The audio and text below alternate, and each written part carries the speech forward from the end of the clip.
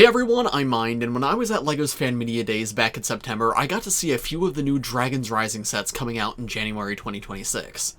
Now, I did not get to see all of them, so stay tuned for a news video probably in like an hour where I go through all the official pictures, and for my unboxing video of the sets, because spoilers, I've had them for a couple weeks now. But anyway, this video is just going to be the Fan Media Days content. However, this one's a little bit different than the other interviews I put out in the past few weeks, because since there's so many sets, it is multiple bits of footage smushed together. So in this video, you're going to see 3 different clips. The first is when these sets were revealed to us during the main presentation. I'm sitting there with all the other LEGO content creators and we're reacting to them for the first time. After that will be my interview with Lee from the Ninjago team. This was filmed right after my blacksmith shop interview, that's why that one cut off a little bit early, and that's why this one starts a little bit abruptly. And there he's going to show off one of the sets that was in that initial presentation, and then 2 more sets that I see for the first time in that room. And then after that is my interview with Dimi from the Ninjago team, and that was filmed right before my footage with Lloyd's Titan Mech that I uploaded yesterday. So that one has a bit of a better start but a more abrupt ending, because we switched to the Titan Mech pretty quickly, and of course I had to cut that out. I assumed that footage wouldn't be going up till March, but that's besides the point. So yeah, that's the structure of the video. If you want to jump around, I'll have timestamps in the description. But without further ado, let's get started. 3, 2, 1, go! Whoa! So this year we're fighting elemental monsters, and you can see some of them here in the SKUs. I'll let Lee go first talking about the Ninja Dragon Ryu, and then after we'll go Dimi with the Arc Dragonfly. Yeah, so this is a 71855 Ninja Dragon Ryu battle. As some of you who have been following our products, you may realize we have baby Ryu in our models for the past few years, and he has been growing up slow and steady, but now he's big enough to choose his profession. So, of course, with all the influence from his friends, he wants to become a ninja. So in this season, he's actually training up to be a ninja. So it doesn't only get bigger, but he also gets some more armors and weapons like this shuriken on the tail that spins. You also get this massive katana that can be held on the belt. Can put it but also you can actually put it in his mouth.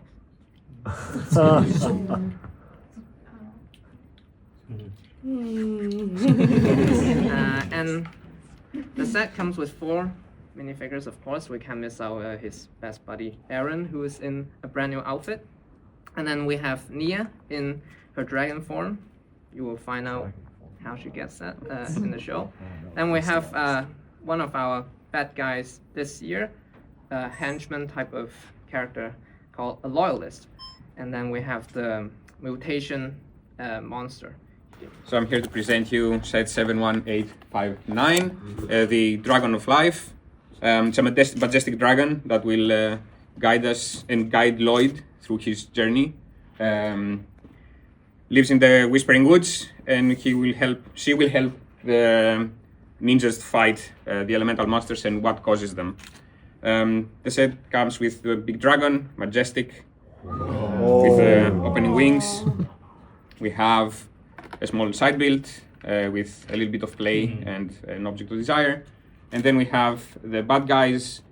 At some point, the evil elemental monsters will grow and get more powerful. And thus,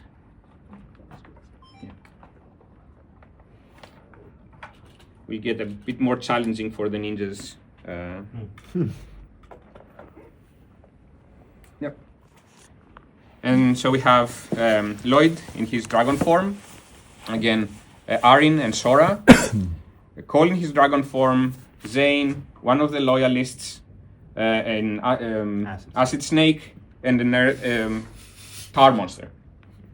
Acid Snake. And it has knees. So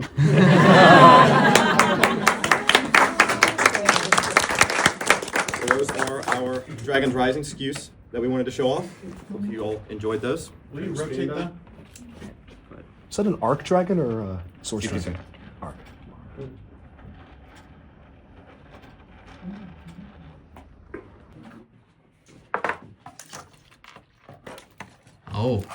Oh. We got something new for you. Whoa! Okay. Also the Wow. Okay.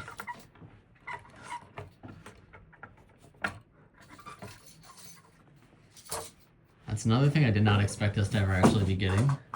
Hi again. It's me again. Welcome back. Here we have two Dragons Rising Season 4 set. We have Ninja Dragon Ryu Battle, and this one you have seen at the presentation. But what I want to show extra in this interview is that we also got Cole's Mission Mech. This is, while the name is Mech in the show, is his Golem form. Right. And he's actually going to become this Golem form in the show. So it's not like we just reinvent the Golem form. So on this Mech, it's called Mission Mech because it has everything ready for a mission. You have a bunch of weapons that can hold in his hands, and there are like 2 axle at the back, so you can place them there while it's not used. And technically you can also put the blade here as well, I guess. And of course Cole can get inside, but I'd rather not mess with the minifigure lineup right now. And you also get a clip for his hammer when he's Very cool. The reason why we want to show these together is because they're compatible. So the weapons can actually be swapped around. Oh, that's really neat. Like so. So Ryu can have a spinning staff. And then, you know,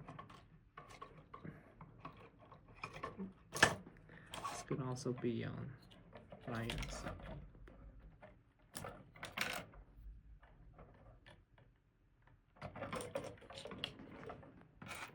You can have that one. And there's something again that we need your help to promote because Okay, yeah, absolutely. not always communicated on the box.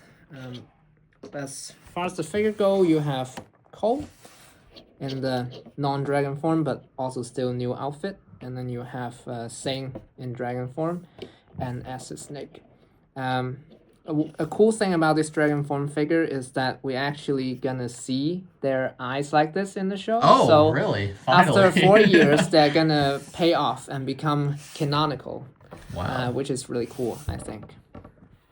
Can you share anything more about what dragon form is, or is that a secret? You have to watch the show. Yeah, I have to watch the show you to have see. to watch the show. It's true form, so just know it's true form. Yeah. Also, I just want to throw in there real fast, Ryu is going to be a store exclusive set. Okay. So, be on the lookout for which stores will carry Ryu. Of course, LEGO stores will. And you can see here, Cole's Mech also get the leaf piece in gold. So we're really trying to tie the whole lineup together with this element in this wave. And the face will be a decal, so Awesome. not sticker. Awesome. Don't worry. Yeah, and also Ryu's head is actually a new decal. I don't know if you noticed. Oh, it is. It looks very close, but we actually changed it up so that it makes more sense with the jaw piece. And I guess I should also give credit to my colleagues. This one is actually designed by Marin, and then this one is designed by Petrus. Very cool. Very cool. New Aaron suit as well. I know we saw that earlier today, but Aaron suit. I like the he's still doing a second color, right? It's not the black anymore though. Now it's the dark blue. And then we got the monster, that like elemental monster villains. What were they called? This is Mutation Monster, and this is Acid Monster. That's so cool. Yeah. So they are like they come from the elemental power going haywire after what happened. I love that new piece for that head. That's crazy. And it's always exciting to have the snake tail back in production. I want to add something on the Loyalists. The Loyalists are working for someone. Yeah. Who could they be? You will find out maybe in the other room. Oh, okay. A little bit more, yeah. Yeah. Okay. But this is just the henchman version. But there's one more thing I want to show you.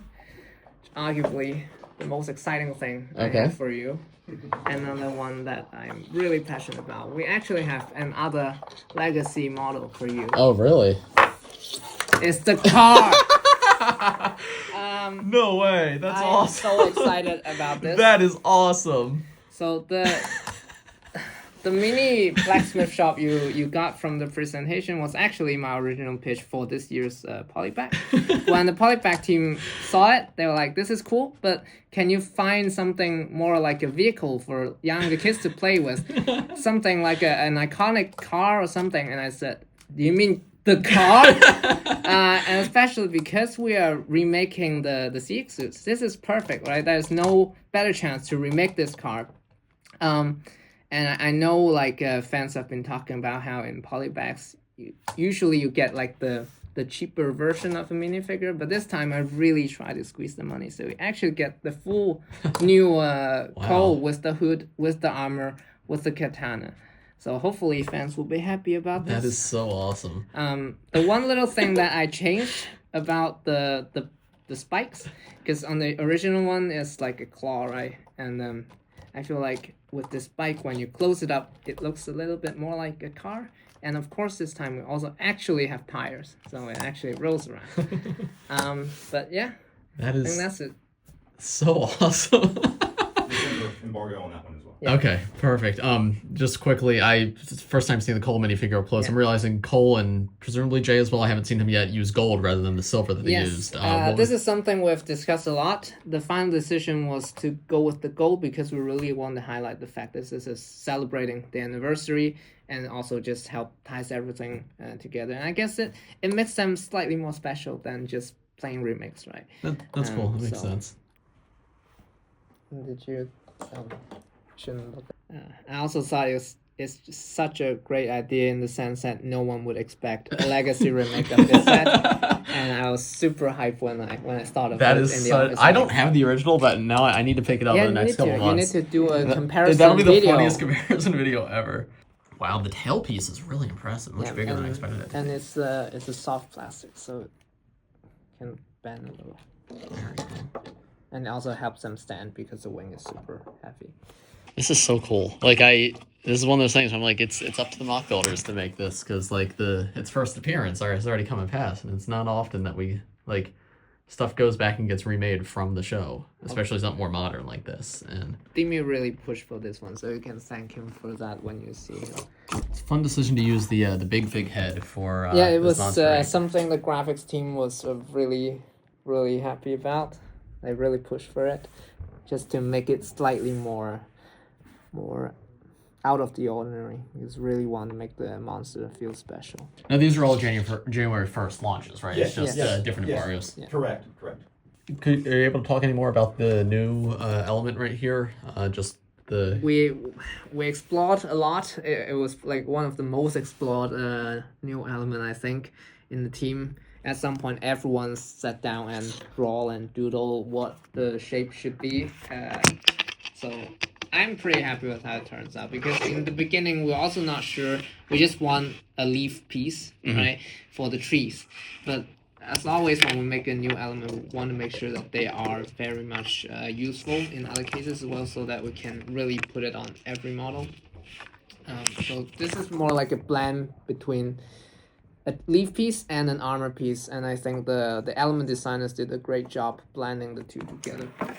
Oh, I'm actually gonna ask you this here because we saw it in the other room. Yeah. The Titan Mech has your signature piece on it. Did you? Yes, actually, I was hoping to make the joke. If we were presenting the same room, I would say, you might think this is the model I made because of that piece, but if you look closer, it has knees, so clearly it's not. But no, I pitched the idea. I really pushed for it because I really want a remake of Lloyd's Titan Mech, and I think again this is like the one chance we can do it because the old one is super cool, super iconic, but it's also the one that stands out when you put four together because the style changed over the years. So I really pushed for it. I built the first sketch model. I did not think of using that piece, which I will think about it every night. And Nick came in to build the second draft for it. He used that piece, and it was like, why didn't I think of that? So I didn't even initiate putting that piece in, but I did pitch that set.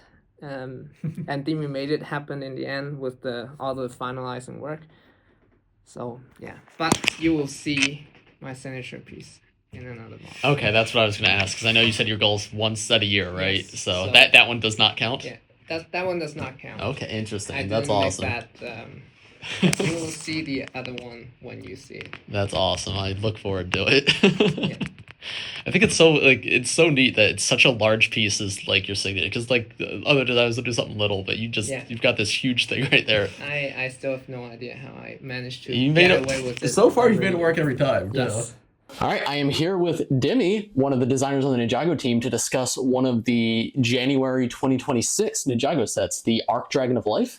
Yes, I think it's Dragon of Life is in the box, but yes, it's the Arc Dragon. Okay.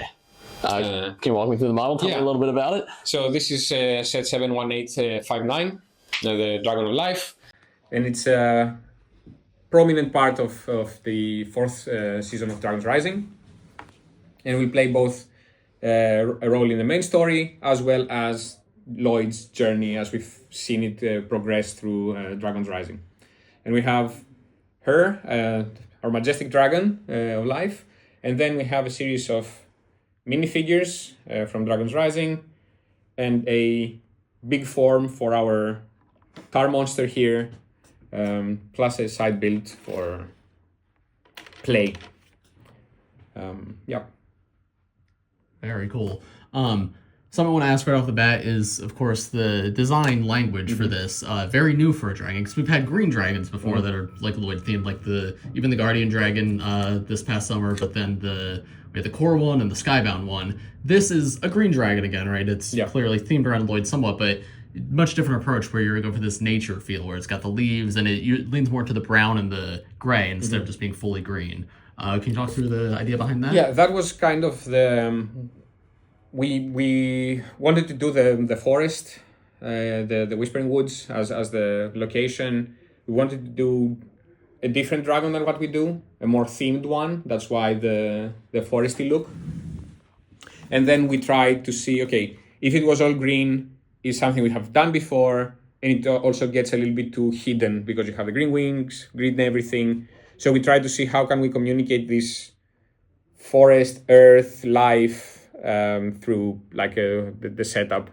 That's why we started doing concept art on this one. I think I did some things, and Nikolai, and that established kind of the transition from rock to roots, like the tree bark, and then going to the leaves. And that's kind of what you see here. You have a little bit of gray, and then you go to brown, and then to the full bloom of a tree.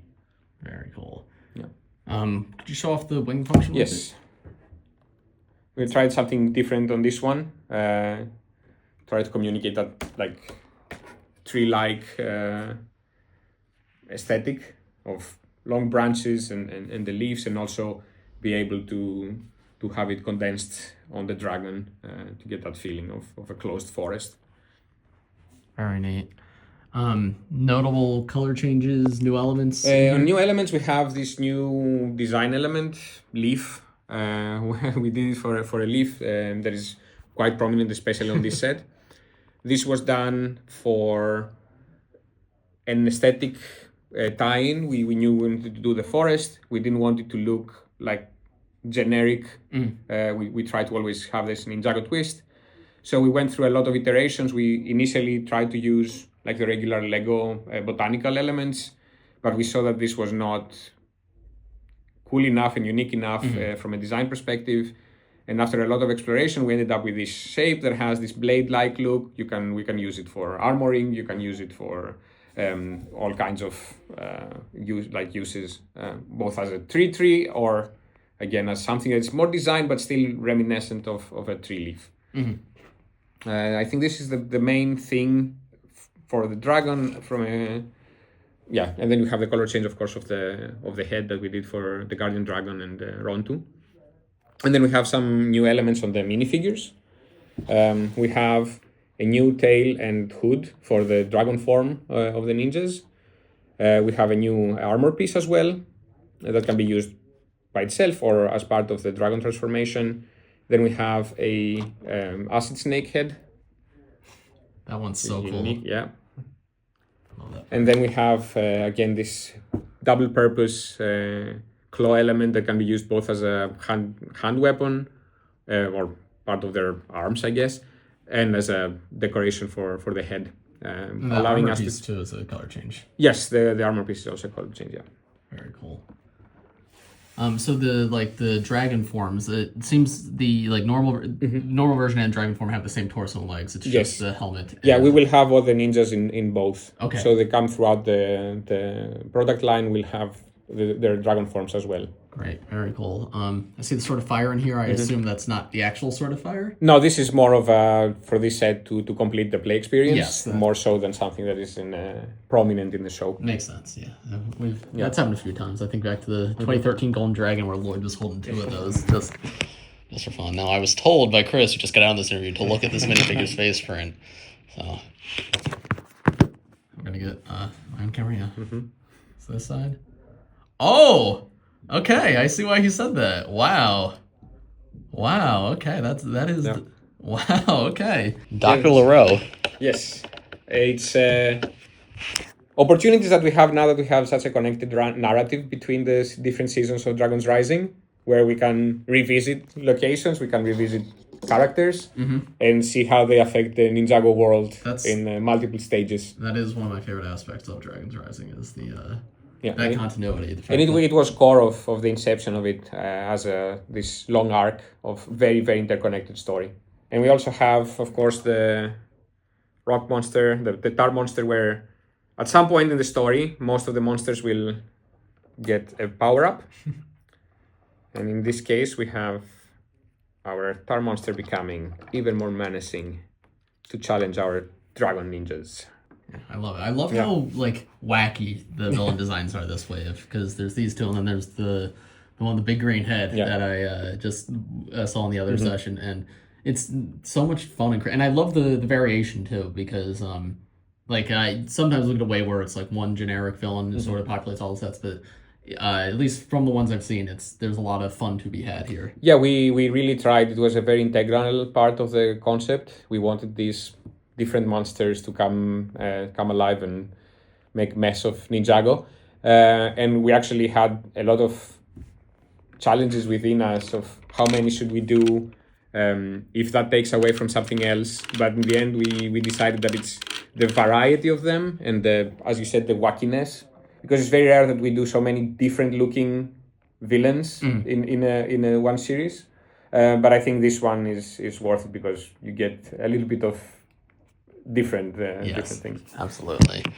I think we can. Yeah, I think we move on to the next one. But yeah, thank you very much. Very much looking forward to this set. But there we go. There's all the sets I have to show off. Again, a huge thank you to Lee, Dimmy, and the rest of the Ninjago team for giving me these presentations. As I mentioned at the beginning, stay tuned for my video covering the full wave of sets very soon. It's literally going to be probably an hour or 2 from now. I just have to get my hands on those pictures because I don't have them yet. And also my unboxing of all the sets, which will be coming tonight as well. If you want to see even more interview footage, you can go check out my interview with Lee about the blacksmith shop or my interview with Dimmy about Lloyd's Titan Mech. Both of those are already up on the channel. And if you enjoyed this video, make sure to leave a like on it, subscribe to the channel if you're new, and I will see you all in the next one. Bye!